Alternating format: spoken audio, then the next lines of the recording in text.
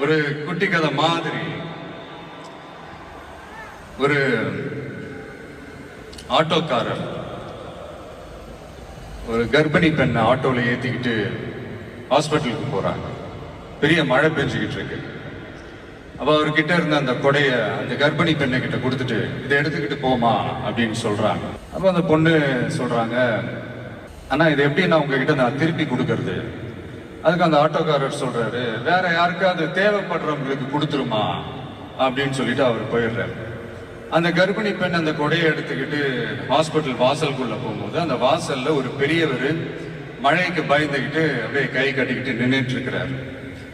அந்த கர்ப்பிணி பெண் அந்த கொடைய அந்த பெரியவர்கிட்ட கொடுத்து, ஐயா இதை எடுத்துட்டு போங்க ஐயா அப்படின்னு சொல்றாங்க.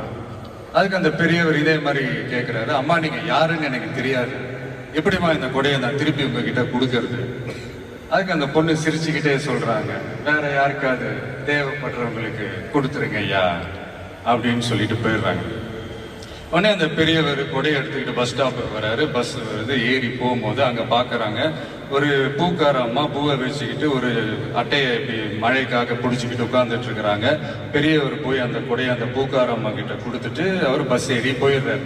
பூக்காரம்மா அந்த கொடையை எடுத்துக்கிட்டு வீட்டுக்கிட்ட வரும்போது அங்க ஒரு ஸ்கூல் படிக்கிற பொண்ணு பேக் எல்லாம் மாட்டிக்கிட்டு மழையில ஓடி வர்றாங்க.